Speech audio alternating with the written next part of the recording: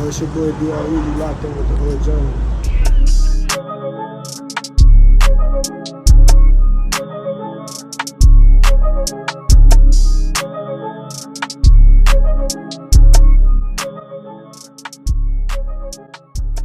Yes, sir. Welcome to the Hood Journal. I'm here with Your boy D.R.U. Man, what's the word? Yes, sir. Yes, sir. D.R.U. Drew. Do you really understand?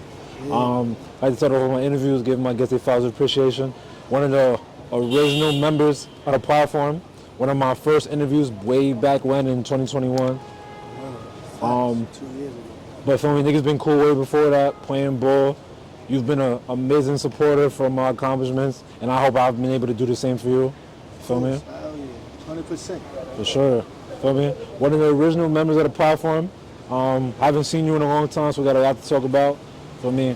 I appreciate everything you're doing with your music, your work ethic, high quality tracks, high quality videos, just high quality everything that when it comes to you. Like, you really move like an artist, and that's something I can appreciate. Thank you, bro. I appreciate that for real, man. Thank you. Yes, sir. Yes, sir. With that being said, bro, let's get the conversation started. So, first question I gotta ask, Drew, you mind telling me where we at? East Harlem, man. The home, like Barrio, the turf. Yes, sir. Yes, sir. Right Yes, now we sir. at the fun house and shit. Yes. Chilling. Yes, sir. Feel me? I think we last linked up in I think it was either March or April of 2021. It's been a long time. I was like April 2021. Mm-hmm. Right. Doing shit in Brooklyn. Yeah, that's a fact. If you know, you know. I only had a few guests in that studio out there. That shit was fire. Good looking. Talk to me about, for me, how has life treated you since our last conversation? What's new? Talk to me about accomplishments, maybe regrets, anything that comes to your mind. How has life treated you since our last conversation? Life been treating me good, man. You know you got your bumps, your bruises, you know you're gonna go through shit, but other than that, life been treating me real good, man.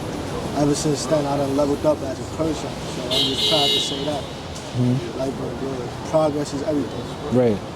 What's some changes you noticed as a person, as an individual, over the past 12, 24 months? Just everything around me, like everything is changing, everything is moving fast. Like there's nothing, like in a blink of an eye, shit here, next minute it's not. Everything is just changing, the world is changing, everything is evolving. Right. How do you feel like you've grown as an artist in the past year? Taking myself more seriously and moving as an artist, because when I first started it was like, alright, cool, I make music and shit like that, everybody know me, but now it's like, it's an everyday lifestyle. Right. I can't just be the regular nigga walking around anymore. I can't just be the regular nigga mindset. I gotta move and think like an artist. So right. Everything has just been changing. It's taking life more seriously and right. moving with a passion. Right. Has there been any experiences specifically that have forced you to, I guess, like, realize like that you in real life and that this shit not a game no more? Every day.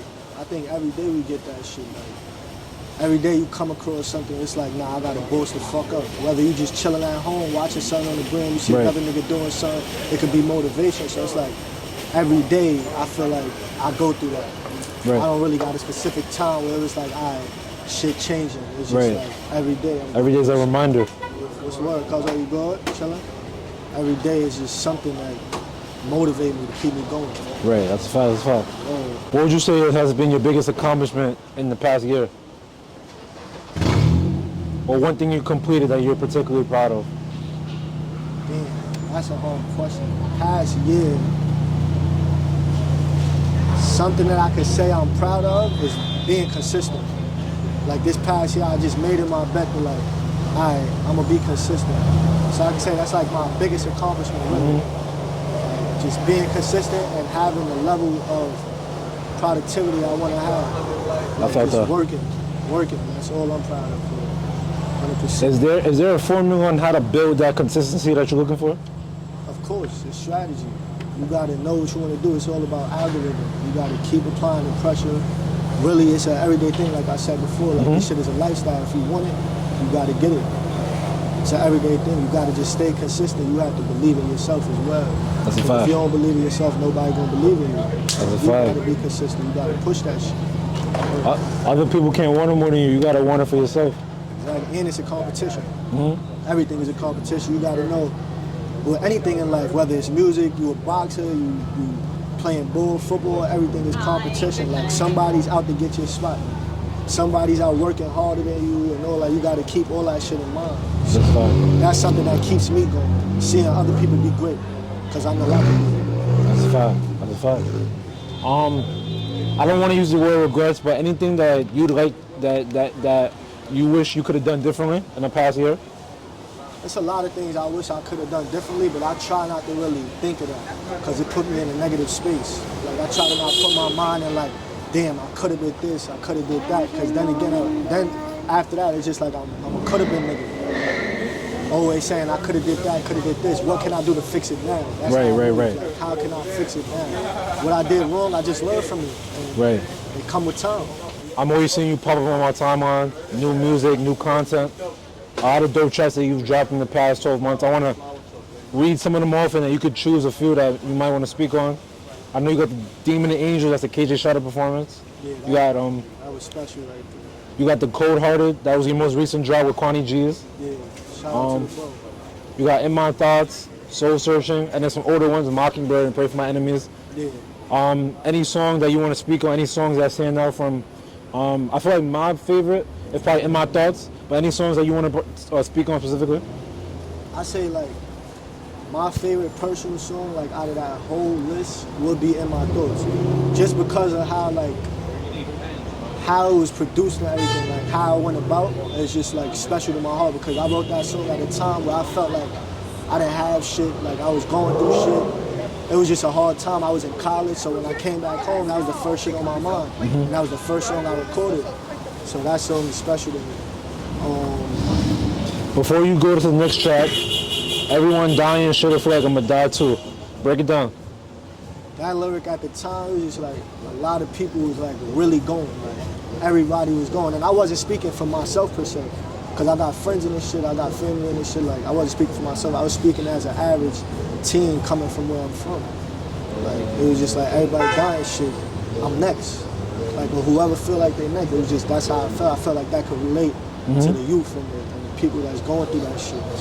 I seen in the visuals, everybody rapped that specific bar, like with like all the passion in their heart. So I feel you when you say that, like, even though you're not saying that for yourself, and obviously it's not like you're going through anything crazy, like, you wanted to rap that for your listeners, ones that might be going through it, so you can feel like, yo, I'm here for you, like, I can relate to you. And that's all it's about. Like, you never know, like, what your music could do for somebody else. Like, at that time, I know I'm not the only person going through shit. I'm not selfish. I'm not stupid. I know I'm not the only one going through shit. But that song right there can help somebody get through something. Right. That's why I wrote it. Like, I wrote it to get people through them hard times, and get people motivation, like, to know that it's all right. Like, it's all right to ask for help. It's all right to feel like that. Like, don't worry about it. Everything is going to be all right. Keep your chin high.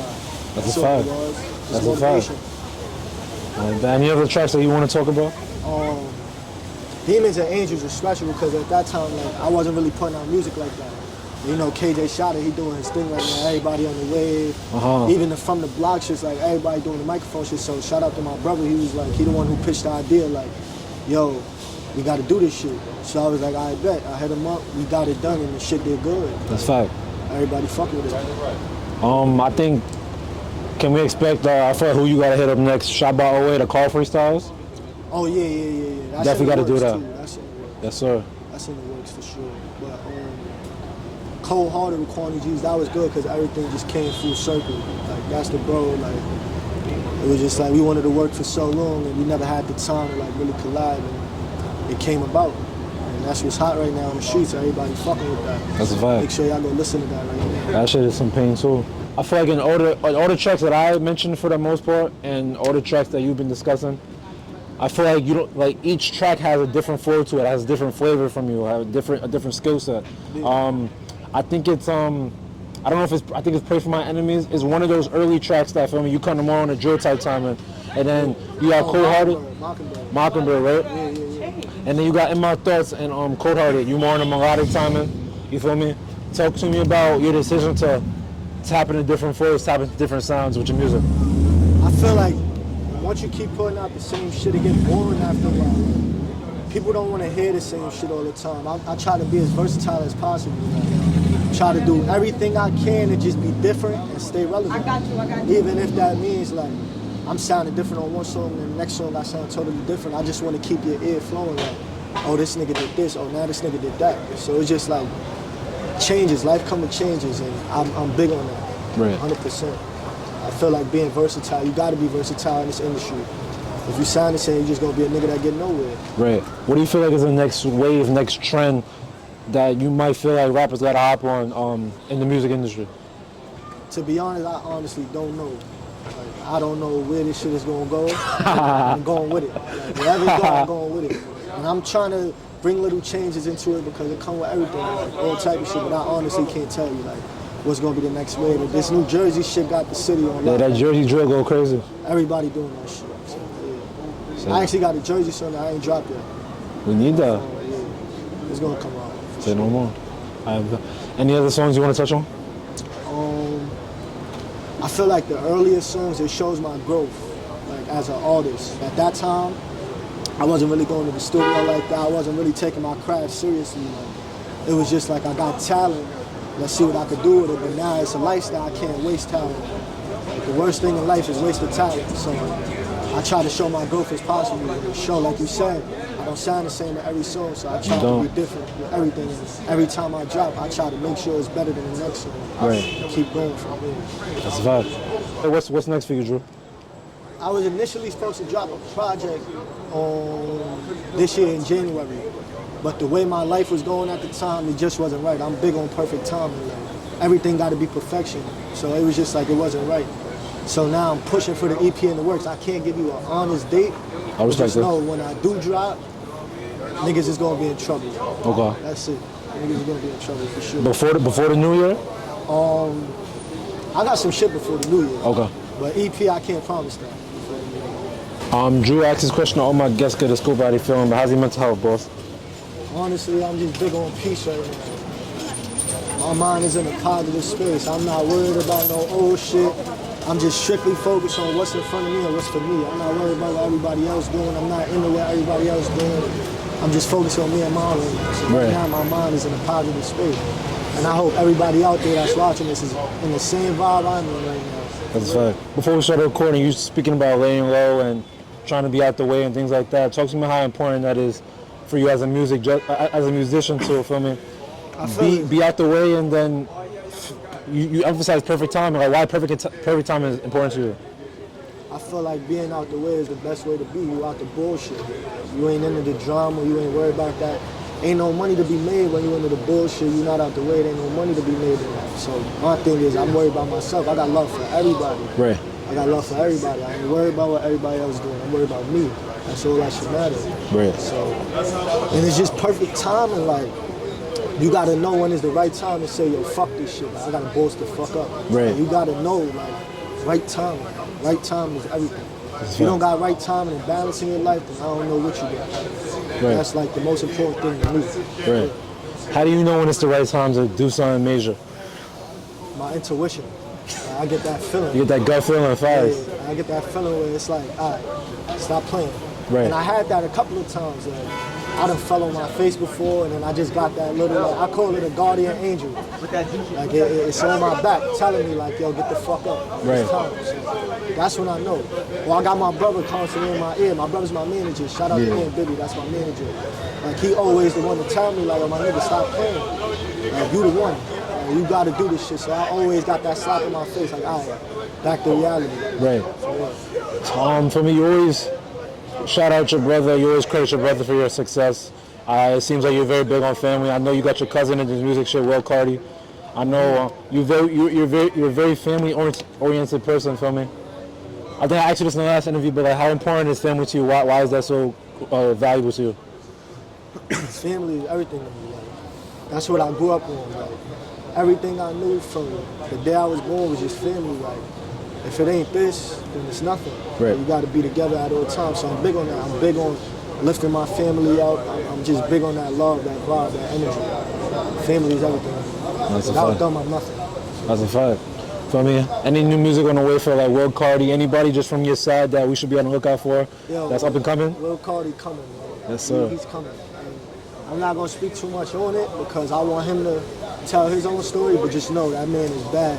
Yes, sir. He's bad. Say no more. Give us an update like on the education tip, where you at with your school, your plans. Talk to me about, for me, education and why education is important. Because you're one of the few rappers I know that's in school. Yeah. So talk to me about that. Right now I took a break off that shit. Like when I went to college, I wasn't in the right headspace. Like I didn't really know what I wanted to do. It was just like forced, like on me to go.